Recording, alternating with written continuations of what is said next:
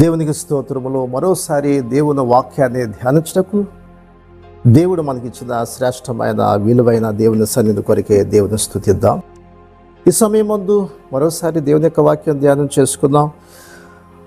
లోకాసు వార్త 18వ అధ్యాయం 18వ వచనములో ఒక అధికారి ఆయన చూసి, సద్బోధకుడా, నిత్య జీవమునకు వారసుడొకటి నేనేమి చేయవలన ఆయనను అడిగాను. సద్బోధకుడా, నిత్య జీవమునకు వారసుడొకటకు నేనేం చేయాలి? ఈరోజున నిత్య జీవము అనేది, నిత్య రాజ్యములకు మనం వెళ్ళటం అనేది అది యేసుక్రీస్తు ద్వారానే మనకు కలుగుతుంది. ప్రభు అన్నాడు, నేనే మార్గము సత్యమును జీవనై ఉన్నాను, నా ద్వారా తప్ప తండ్రి వద్దకు ఎవడును వెళ్ళడని సెలవిచ్చినాడు. ప్రియ సహోదర సహోదరి, మరి ఈ లోకాన్ని మనం ముగించిన తర్వాత మనం ఎక్కడికి వెళ్తాం? ఈ లోకంలో మనం జీవించే జీవితం చాలా కొద్ది కాలమే. కాబట్టి ఈ లోకంలో సంపాదించాలని మనం ఎంతగానో పరుగులు తీస్తూ ఉన్నాం. కాబట్టి ఎంత సంపాదించినా, ఎంత కూడగొట్టినా ఈ భూమి మీద ఉన్నంత కాలమే మనం వాడుకున్నదే మన యొక్క ఆస్తి. ఈ లోకాన్ని విడిచిపెట్టిన తర్వాత అది మన వెంట రాదు, అది మన క్రియలే మన వెనకాల వస్తాయి. కాబట్టి మన యొక్క వెళ్ళే గమ్యం మనకి తెలిసి ఉండాలి. ఈ లోకాన్ని విడిచిన తర్వాత నీ వెళ్ళే గమ్యం నీకు తెలియాలి. కాబట్టి మరి అది నిత్య జీవము అనేది, నిత్య రాజ్యము, అది నిత్య రాజ్యములకి మనం వారసత్వాన్ని పొందాలి. పరలోకానికి వెళ్ళాలంటే ఏం చేయాలి? ఒక ధనవంతుడు అడిగాడు. మరో చోటు కూడా చూస్తే ఒక యవనస్తుడు కూడా ఉంటాడు. కాబట్టి ఆ ధనవంతుడు వచ్చి, ఏం చేయాలి, నేను ఏ మంచి కార్యాలు చేస్తే పరలోకానికి వెళ్తాను?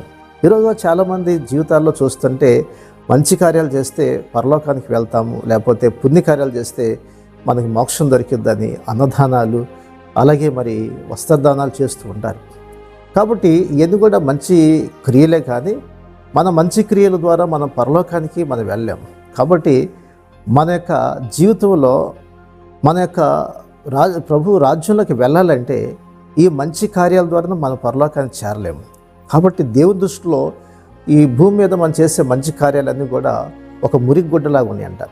కాబట్టి ధనవంతుడు అడుగుతున్నాడు, నేను నిత్య జీవితానికి వెళ్ళాలని ఏం చేయాలి నేను అని ప్రభు అడిగితే, యేసు ప్రభు అతనితో ఉత్తరం ఇచ్చిన మాట ఏంటంటే, ఆయన అంటున్నాడు, వ్యభిచరించవద్దు, నరహత్య చేయవద్దు, దొంగిలించవద్దు, అబద్ధ సాక్ష్యం పలకవద్దు, నీ తల్లిదండ్రులను సన్మానించము, అప్పుడు తల్లిదండ్రులను సన్మానించము, ఆజ్ఞలను ఎరుగుదువు కదా అని అతనితో అన్నాడు. అంటే వాస్తవంగా అతనికి ధర్మశాస్త్రం తెలిసి ఉండొచ్చు.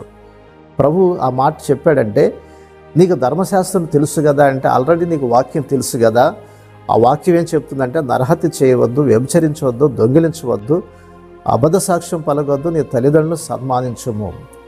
ఇది ధర్మశాస్త్రం నీకు తెలుసు కదా అని అతనితో అన్నప్పుడు అతడు ఏమంటున్నాడంటే, ఇవన్నీ కూడా బాల్యం నుంచే నేను చేస్తున్నాను అన్నాడు. బాల్యం నుంచే మరి ధర్మశాస్త్రం ఎరిగి ఉండొచ్చు, దేవుని వాక్యం తెలిసి ఉండొచ్చు.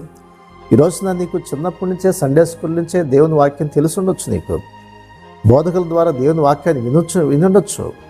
అనేకమైన సార్లు మరి వాక్యాలు వింటున్నావు నీవు. కానీ ఆయన అన్నాడు, ప్రభు అన్నాడు, మంచిదే కానీ నీలో ఒకటి కొదువుగా ఉంది. ఏంటా ఒకటంటే, దీని యొక్క ధనాన్ని మరి అమ్మి బేదలకు ఇచ్చి నన్ను వెంబడించమన్నాడు.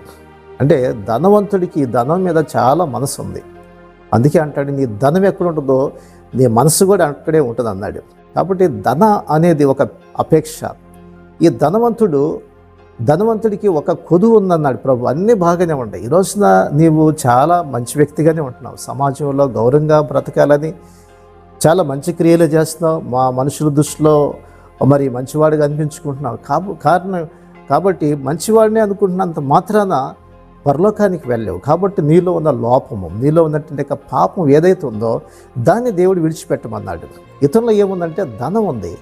ధనం అంటే ధనవంతులు పరలోక రాజ్యంలో ప్రవేశించరు, కానీ ఒంటి సూదిబద్ధంలో ప్రవేశించడం సులువు అన్నాడు. ఎందుకంటే ఈ ధనవంతుడు బహుగా వ్యసనపడి వెళ్ళిపోయిన వాడే ఈ ధనవంతుడు.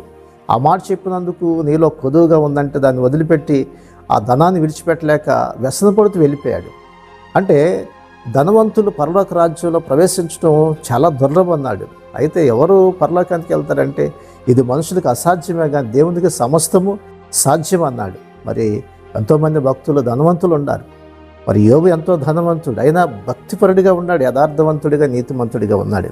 కానీ ధనం ఉండటం తప్పేం కాదు, కానీ ధనాపేక్ష అది సమస్తమైన కీడులకు మూలం అన్నాడు. అపేక్ష అనేది చాలామంది అడ్డదారులు సంపాదించాలని వడ్డీలుగా చక్కెర వడ్డీలు వేసి, లేకపోతే ఎక్కువ మరి పేదవాళ్ళ యొక్క బలహీనతలు మీద బలహీనతలు చూసి వాళ్ళకి డబ్బులు ఇచ్చి ఎంతోమంది వాళ్ళని మరి అన్యాయంగా సంపాదించేవారు ఉన్నారు. కాబట్టి ఈ రోజున నీవు నీ యొక్క మనస్సాక్షికి విరుద్ధంగా ఏదైతే నువ్వు చేస్తున్నావు వాటిని సరిచేసుకోమని దేవుడు చెబుతున్నాడు. కాబట్టి నీలో ఉన్న కొదువైన వాటిని, అది ఏదైనప్పుడు కూడా, అది ధనమే అవ్వచ్చు, అలాగే నీ హృదయంలో ఎటువంటి హృదయంలో పాప వాంచవచ్చు, అలాగే చెడు అలవాట్లు అవ్వచ్చు, అలాగే మరి అక్రమైన సంబంధమైన జీవితాలు అవ్వచ్చు. ఇటువంటి ఏదైనప్పుడు కూడా నీలో ఉన్నటువంటి పాపాన్ని విడిచిపెట్టాలి. నీ యవ్వన కాలంలో పరిశుద్ధంగా జీవించాలి. ఏదైతే నీ హృదయంలో పాపాన్ని దాచిపెట్టుకుంటున్నావు వాటిని విడిచిపెట్టమన్నాడు. అన్నీ బాగానే ఉన్నాయి, వాక్యాన్ని వింటున్నావు, దేవుని యొక్క వాక్యం తెలుసు, నీకు బోధకులు తెలుసు, ఎన్నో చోట్లకి నీ వాక్యాన్ని వినడానికి వెళ్తున్నాం. కానీ నీ హృదయంలో ఉన్న పాపాన్ని విడిచిపెట్టినంత కాలం కూడా నువ్వు నిత్య జీవితం పొందలేవు. కాబట్టి పాపాన్ని విడిచిపెట్టమన్నాడు ఆయన. కాబట్టి నీ ఒక్కటే కొద్ది ఉంది, వాటిని విడిచిపెట్టి రమ్మంటే అతడు మిగుల వ్యసన పడి, అతడు మిగుల ధనవంతుడు కనుక మిగుల వ్యసనపడి వెళ్ళిపోయాడంట. చాలామంది యేసయ్య దగ్గరకు వచ్చి విడుదల పొంది వెళ్ళారు, కానీ ఇతడు వ్యసన పడుతూ వెళ్ళాడు, బాధపడుతూ వెళ్ళాడు. అంటే తన పాపాన్ని విడిచిపెట్టుకోవడానికి ఇష్టపడలేదు. కాబట్టి ఈ రోజున నీ జీవితంలో నీ యొక్క అవిధేయతలు, నీ బలహీనతల్ని ఏదైతే నిన్ను అడ్డుపరుస్తున్నాయో పరలోకానికి వెళ్ళకోకుండా వాటిని విడిచిపెట్టినప్పుడే నువ్వు నిత్య జీవితం పొందుతావు, నిత్యరాజ్యాన్ని పొందుతావు. వాటి కృప దేవుడు నీకు అనుగ్రహించినట్లుగా చిన్న ప్రార్థన చేద్దామా? పరిశుద్ధుడా, ప్రేమగల తండ్రి, ఈ వాక్యాన్ని వింటున్నా ప్రతి సహోదరి కొరకు ప్రార్థిస్తున్నాం. నిత్య జీవం ఇవ్వడానికి లోకానికి వచ్చినావు నాయన, మా కొరకు ప్రాణం పెట్టావు, రక్తాన్ని చిందించావు, విమోచన కొరకే గొప్ప నాయన తండ్రి ప్రణాళికలు ఏర్పాటు చేసావు తండ్రి. ప్రభా, ప్రతి ఒక్కరు కూడా రక్షించబడాలని నీ ఉద్దేశం. కాబట్టి విన్న ప్రతి ఒక్కరు కూడా నిత్య జీవితం పొందట సహాయం చేయండి, నిత్య రాజ్యానికి వెళ్ళినట్లు కృప చూపించమని యేసు నామమున అడుగుచున్నాం తండ్రి, ఆమేన్. ఈ శ్రేష్టమైన సందేశం మీకు దీవెనకరంగా ఉంటే 10 మందికి షేర్ చేయండి, లైక్ చేయండి, మంచి కామెంట్ పెట్టండి.